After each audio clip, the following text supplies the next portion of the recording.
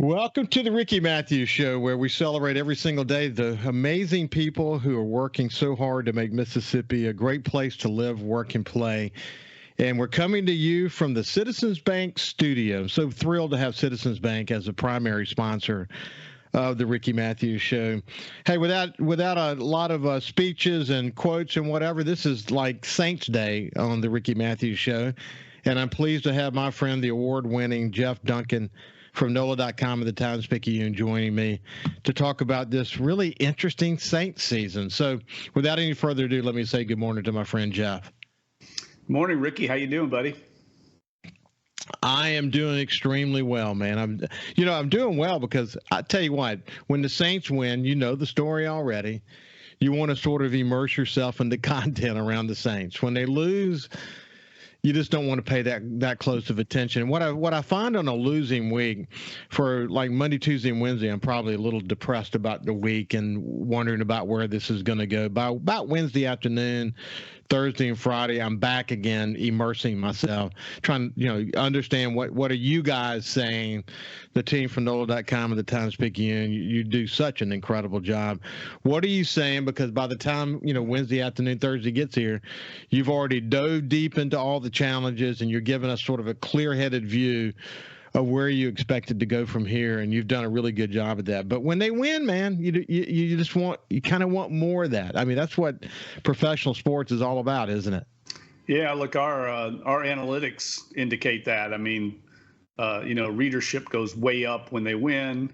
We have a little bit of a spike the day after a loss because I think people are trying to find out what went wrong and naturally looking for solutions.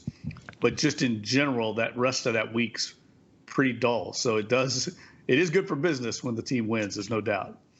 Well, listen, there's a lot to cover. I would really encourage people to go to the NOLA.com and Times-Picayune. Well, go to NOLA.com and go to NOLA.com Saints and sign up for the newsletter that comes out daily. It is really good, and you get a rundown of the entire NOLA.com Times-Picayune Saints team. And Jeff wrote a great column this week about Saunders and his kind of role and what they call the captain's corner. We'll come back to that in just a second. But I really encourage you to sign up for it. Hey, listen, I think the story so far, Jeff, and let's let you kind of break it all down, is that the Saints have really proven that they're willing to make significant adjustments to this team to win, both in their play calling, both in where they put players. They've gotten some injuries, but the reality is they're a really healthy team compared with years past and compared with other professional football teams at this moment. But adjustments is the key, man, and they've really been willing to make the proper adjustments so far, haven't they? Yeah, you have to give credit to the coaching staff. We've criticized them at times this year, rightfully so, and I think we have to tip our cap to some of the moves they've made as the season's progressed and made this team better. We've talked about the offensive line, making a big personnel change there at left tackle with, former first-round draft pick now is not even playing. That takes a lot of guts to make that call, and the Saints clearly are better off up front now with Andres Pete at left tackle and James Hurst at left guard. That was a bit of a surprise as well. And then look, they tweaked some of the things they're doing in the red zone, leaning more on the Taysom Hill package, and that's working better for them. And then look, I think the whole offseason, I wrote about this. I mean, they spent a lot of time, point of emphasis on takeaways and creating more turnovers. They had the lowest number in the history of the franchise last year, and this year they're already tied for the league lead in takeaways. So all these things are a credit to the coaching staff and some of the implementations they're making. So we'll get into some details about the offensive line, but let's start with the thing that's on a lot of people's minds, has been the whole season, has been Derek Carr. When you go back and look at how bad and how poorly Travis Penning Trevor. Yeah, Penning, the way he was playing, Trevor Penning, the way he was playing, and other adjustments they made in the what they thought was going to be sort of a winning combination. They not only was he playing poorly, but then there was a ripple effect across the offensive line, and the entire offensive line had challenges. And again, we'll cover some specifics about that. But the impact that had on Derek Carr, man, he was getting killed. And his story up to this point in his career has been, when he's under a lot of pressure, he doesn't necessarily make the best decisions. But if you give him time, he can play really, really well. So that's what we're seeing right now. We're seeing he's still not playing as well as he's capable of playing, but the reality is, you give him time, he's beginning to find some chemistry with some of his receivers. Yeah, look, he's got a big time arm. He processes things very quickly, and he's pretty mobile. I mean, he can move around. So he's got a lot of the traits you look for as a elite quarterback. He just hasn't quite picked up the offensive system, what the Saints are doing. I think as quickly as we all thought he would. I'm going to be the Jeff Duncan wet blanket here. I mean, trying to temper things, but I mean, they played two of the worst defenses in the whole league the last 2 weeks. So yes, I've seen improvement. Yes, they're making some changes, but it should look better against these defenses. I think the coming weeks ahead, as they play better teams, we'll get a real feel for where they're at as an offense and how Derek Carr is progressing with the synchronization with his receivers. So actually, starting with Minnesota from a defensive point of view is going to be a nice challenge for the Saints, isn't it? Yeah, they get after you. I mean, Brian Flores, the former head coach of the Miami Dolphins, is running that defense. They're very aggressive, especially on third down. They're a lot like the Saints. The Saints don't do a lot of blitzing or coming after the quarterback on first or second down, but third down, they get pretty exotic. They do a lot of things. That's the way the Vikings are, and they're very effective with it. And that, we all know, was a big problem for the Saints earlier this season, the communication issues, not only with Carr, but the offensive line and his receivers getting on the same page with the hot routes and the audibles that are made at the line of scrimmage. That's going to be tested this week because the Vikings – now the Saints are catching the Vikings – again, things are working out for the Saints this year. We've talked about in the past, and I've tried to say this. No one ever wants to hear it, Ricky, and no one ever wants to hear things are going to even out. When the injuries happened the last couple of years or the bad calls, I'd say, look, it's how the game goes. Eventually, the gridiron gods will even it out. This year, it's all evening out. I mean, they're catching the Vikings with 6 offensive starters out, a backup quarterback, a guy that's been on the roster for like a week. They played a backup quarterback last week, a rookie from Division II. They played a backup quarterback the week before that. I mean, things are evening out. So it's really they've got an opportunity here to really go on a run and win some games because of the good fortune of their own health with every starter available. I don't know any other team in the league has every starter available. And then, getting to face some of these opponents with backups. Yeah, it'll be a nice challenge for the Saints. I mean, Minnesota played pretty well. They rallied around their new young quarterback last week, and so I actually watched the post game situation inside the locker room, and this team is well coached. And it's got some, they've got some energy, and I wonder if they'll bring some of that excitement and energy into this game. I think he's going to have a challenge against our defense, don't you think? Yeah, look, Josh Dobbs, real smart guy. It's been well documented. I mean, he's basically like an astronaut. I think he took astrophysics in the University of Tennessee.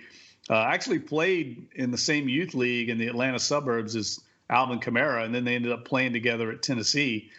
So Alvin Kamara knows Josh Dobbs really well. He reminds me a lot of is Teddy Bridgewater, a guy that can come in. He's a great backup and can come in for a spell and lead your team and be very successful. And he's very competent. That's exactly what they're getting in Josh Dobbs. And the Vikings earlier this year, Ricky, were a team that a lot of people thought were going to go into transition season.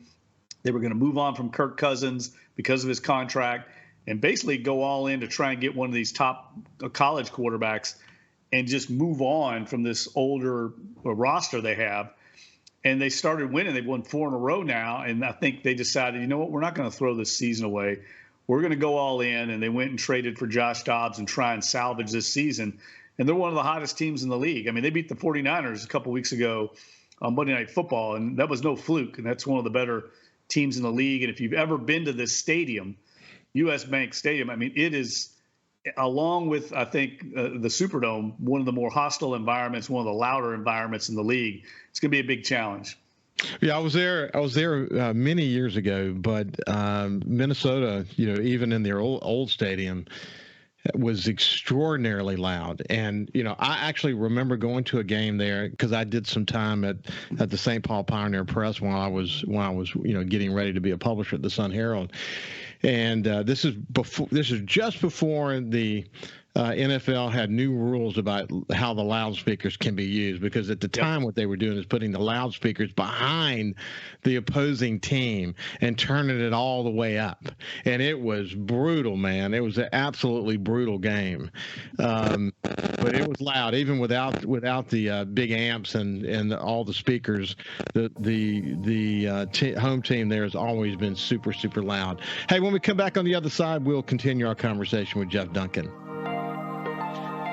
Welcome back to the Ricky Matthews Show from the Citizens Bank studio. I have my friend Jeff Duncan, the award-winning Jeff Duncan, on the NFL Hall of Fame Selection Committee, and I mean, he's the man in New Orleans when you're talking about the Saints for NOLA.com and the Times-Picayune, and he's a friend. We went to break. We're talking about how loud stadiums can be, and we're talking about Minnesota Stadium versus the Superdome, very comparable. So they're going into a hostile environment. There's no question about that. What's interesting about this past game is that the Saints had a run of home games that they didn't play very well. It's good to see them kind of turn the corner on that, wasn't it? Yeah, I think they were 1-2 going into the last game. And, the one they won, the opener against the Titans, didn't play all that well. So, yeah, they got to get back on track at home. I don't know if it's like complacency, human nature. Hey, we're at home. You let your guard down, distractions. But they just have not played that well there.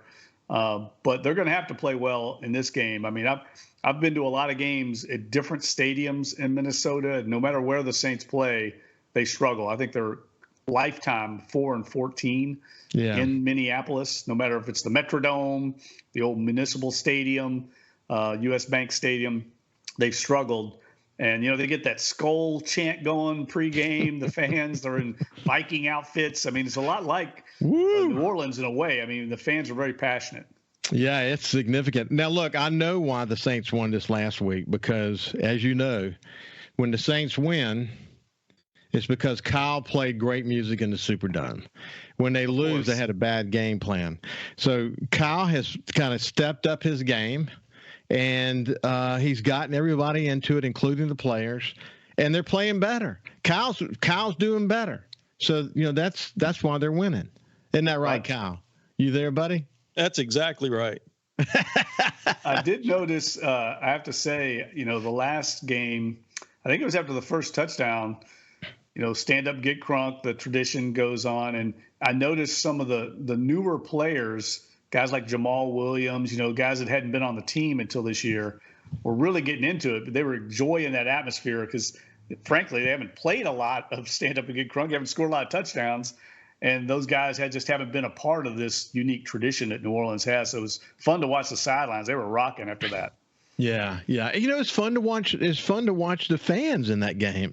I obviously wasn't at the game, but I was watching on TV. They played their role. When the Saints are moving and doing well, I mean, the fans get into it. It's a great atmosphere. Yeah, it's one of the best in the league. Talk to any player, any coach, they'll tell you about it. And that's what they remember. I mean, I thought it was funny or interesting when Jimmy Graham came back. The first thing he said was, "I can't wait to play a home game again in the Superdome." And that's the stuff you're going to remember as a fan, player, coach, journalist, years from now, is those great, unique environments. Okay, so look, one last thing on the Saints offensive line. As you pointed out, James Hurst is coming back. He's going to be playing left guard, and they're going to leave everybody else in the positions they were in. So, that seems like a good combination. Yeah, look, the line's playing better. That's one area that, regardless of who they're playing better up front. I think Derek Carr's getting the ball out a little quicker too, making quicker reads. That's probably by design, and so look, I think this week they're going to have an opportunity here to move the ball. I mean, Minnesota has given up a lot of passing yards, so you can pass on them if you can protect. That's going to be the key. We've seen lately Alvin Kamara and Jamal Williams both playing big roles in the backfield in pass protection. And if they can give him time, they should be able to find Olave, Thomas, Shaheed open downfield. And Juwan Johnson finally got into the mix this past week at tight end, caught 5 passes. Not for a lot of yardage, but he did get in the end zone. Hey, and you know what? Taysom Hill, the ultimate Swiss Army knife, who made he tied with Meredith in having kind of a jack of all trades performance. And then, he continues to catch the ball really well. And you know what I think's next for him? Catch the ball out there in open space and run with guys running behind him and go for 70 yards for a touchdown, because he's capable of doing that, isn't he? Oh, yeah. I mean, like what he's doing, and I wrote about that this week and I did my Fox 8 commentary on him. It's unique. I mean, it's unprecedented to see a player score touchdowns 3 different ways. I think it was double-digit touchdowns in his career: passing, running, receiving. It goes back to Frank Gifford in the 50s and 60s. Yeah, I said Meredith. I meant Griffith. Frank Gifford. I mean, yeah. In other words, he's the first modern era player to do it.